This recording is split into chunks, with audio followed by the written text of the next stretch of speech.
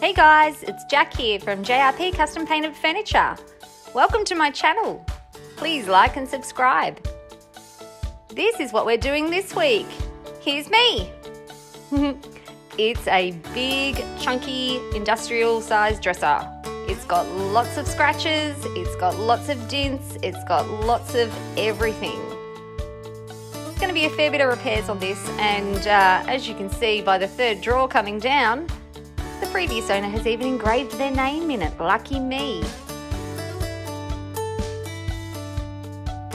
We're going to start off by removing these handles. Now, these handles were heavy. They were like wrought iron handles. It took a while to get off, but then I noticed as I removed that one, there's actually a hole underneath it as well. So whoever put these handles on didn't fill the holes underneath. So each handle actually has 3 holes, and they were a pain to get off.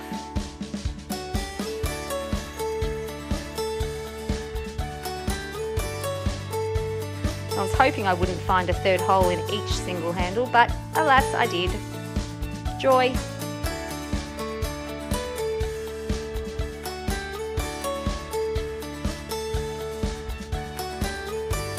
Here's the extra holes. So we're going to be filling all of them up. But let's start by cleaning the project anyway. I use a pre-paint cleaner. It's a degreaser, so it removes all the oils and dirt from the project and gets it ready for scuff sanding. Now this top, I was going to take it back to raw. That was my idea initially. However, it took ages. The finish on this was so thick, I should have brought out my carbide scraper, but I'd started and I was in the mood for sanding, so I just kept going. I started off with 120 grit on my orbital sander, but I've gone down to an 80 grit just to remove that final bit of finish.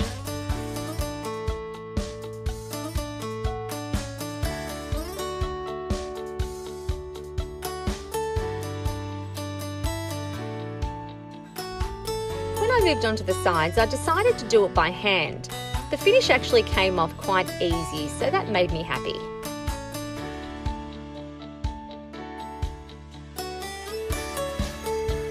Some days you just feel like sanding.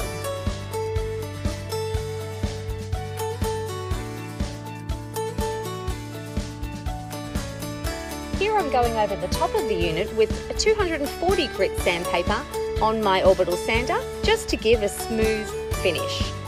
As you can see, the colour is fantastic, but the knots are not so fantastic.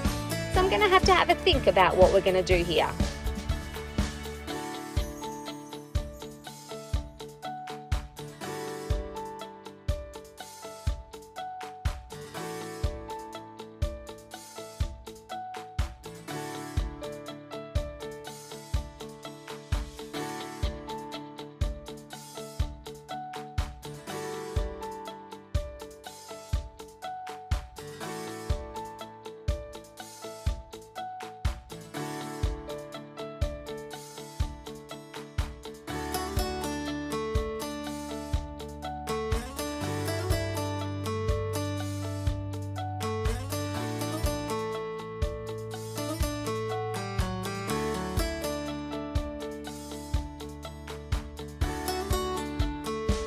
Now the base of this unit was pretty much used as a kickboard by the previous owners, so it had a lot of scratches and a lot of dents in it. So I'm just going to sand it out by hand and try and get a lot of that down.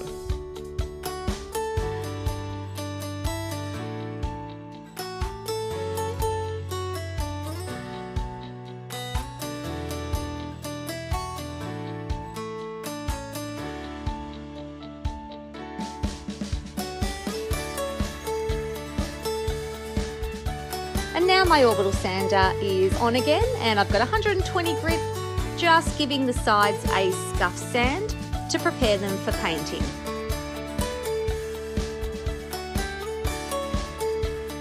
Scuff sanding allows you to rough up the surface a bit so that the paint adheres well to the piece.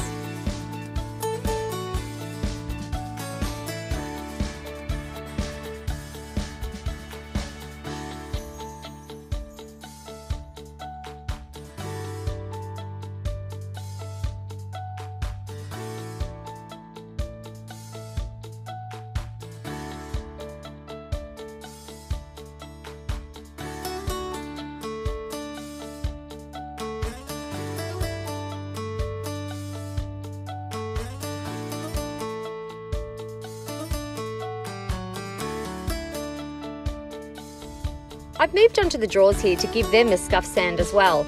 And remember, we did have that little bit of engraving on the third drawer. We're going to try and get that out.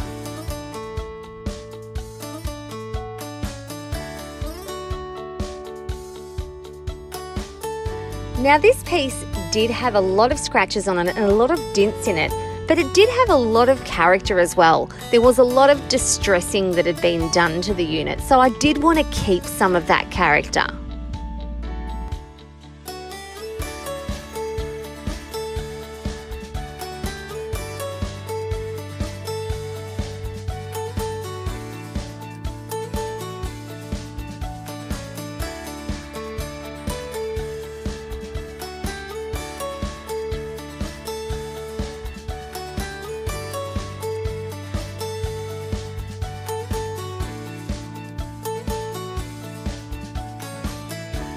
Now I wanted to do something different here, so I grabbed out my router. What I wanted to show was the top drawers in a different fashion. I wanted them to look like they were 3 drawers instead of just one solid drawer. So what I'm doing is I'm measuring up the unit. I've put in place pieces of wood to act as a template, and they're going to hold my router in place so that the line is straight. Now I'm adding in my clamps just to keep everything secure, and we're going to get going with our router.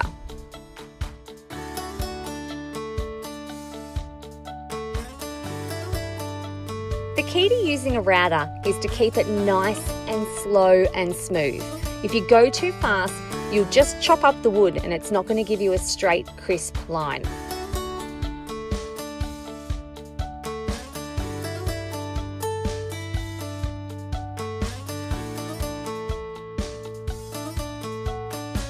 Okay guys, I think we can safely say this is one of my new favourite tools.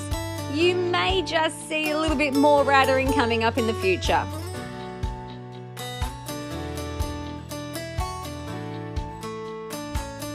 Once you're finished with the router, what we'll need to do now is give it a sand.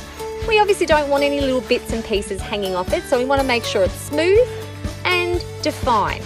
You want to be able to see that line clearly when you paint it.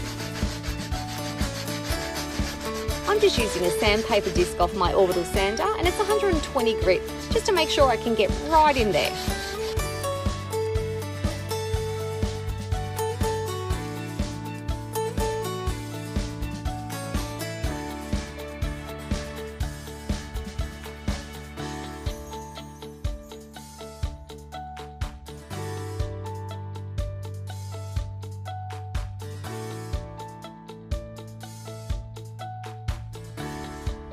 Just while I've got you guys, if you could please like and subscribe to my channel, it would mean the world to me. I'm trying to grow this, so every little bit of help is greatly appreciated.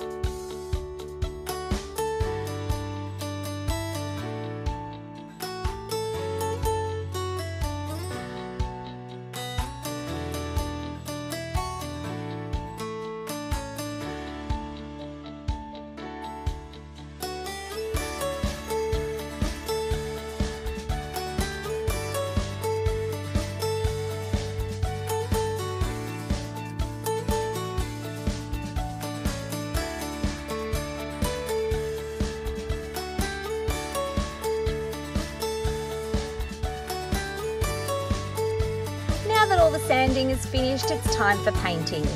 I'm using my Wagner spray gun with Taubman's 3-in-1 primer.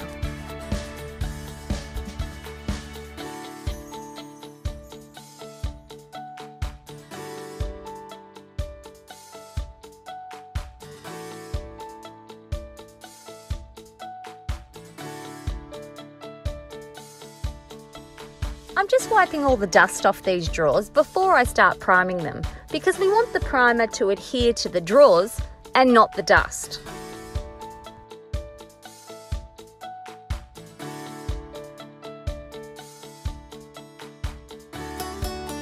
When you're painting, it's always best in between your coats of paint to give your pieces a light sand.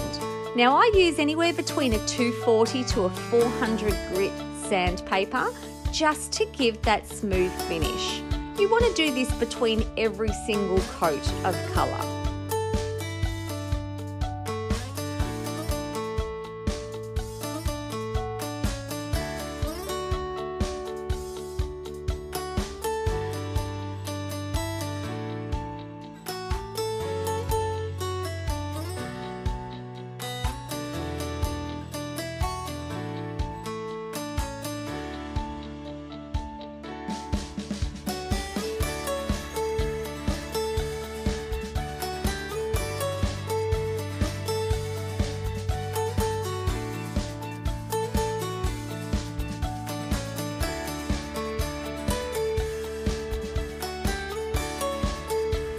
Now that I've finished priming, I'm moving on to the colour. Now I've chosen this deep steel grey to paint this in, and I'm so happy with the colour because it shows the moodiness of the piece and it also brings out the distressing. I feel that if I had have chosen a light colour, it just wouldn't have done the same thing.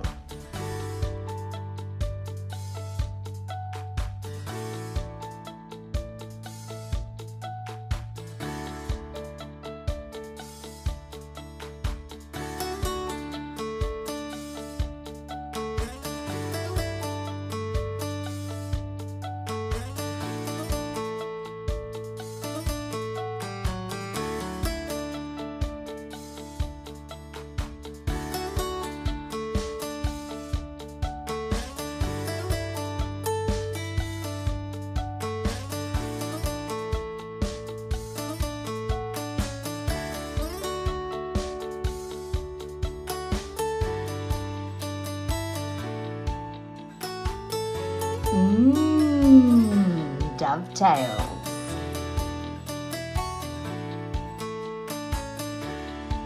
I finally decided what I was going to do with the top of this unit because I wasn't too keen on the knots.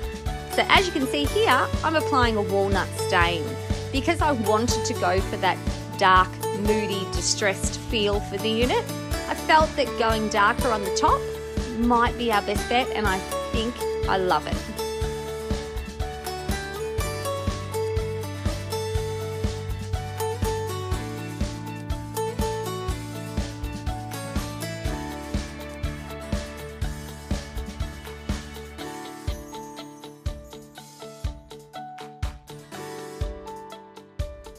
Guys, if you have any questions at all or any comments that you'd like to make, please write them below. I'd love to start interacting with you. And don't forget, like and subscribe.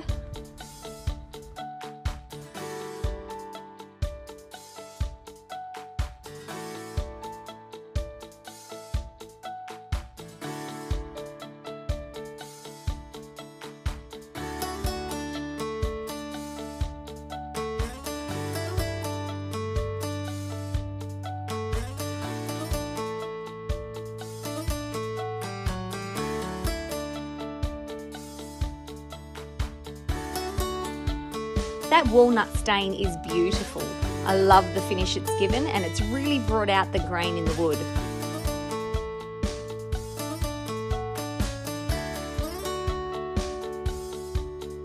Now that we've finished painting and staining, I've got my Wagner back out and I'm putting on the top coat.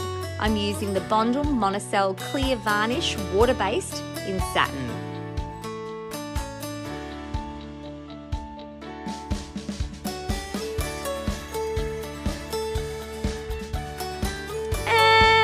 Because I want to, we're going to build another base. Here I'm just measuring the legs. I'm wanting to make sure that the base is in line with the angle that I've got on my legs. As you can see.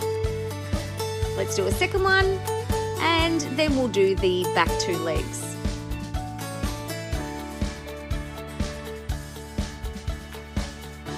It's always good to use the same piece of wood that you've already cut at the very start as the template for every single piece. If you use a different piece every single time, you're going to have slightly different heights for everything. But if you use the same piece each time, it's going to be more consistent.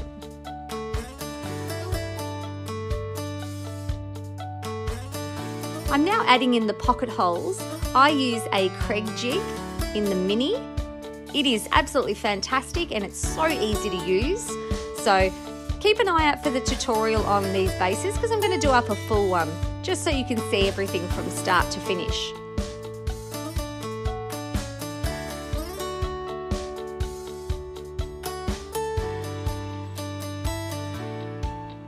Here we are using the hole punch jig.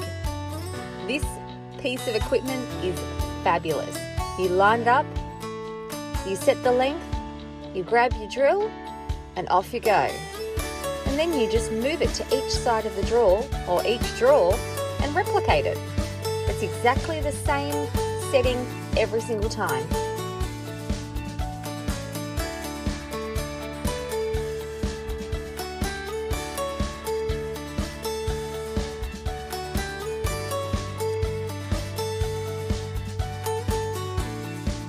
Now cast your mind back to what this unit looked like beforehand.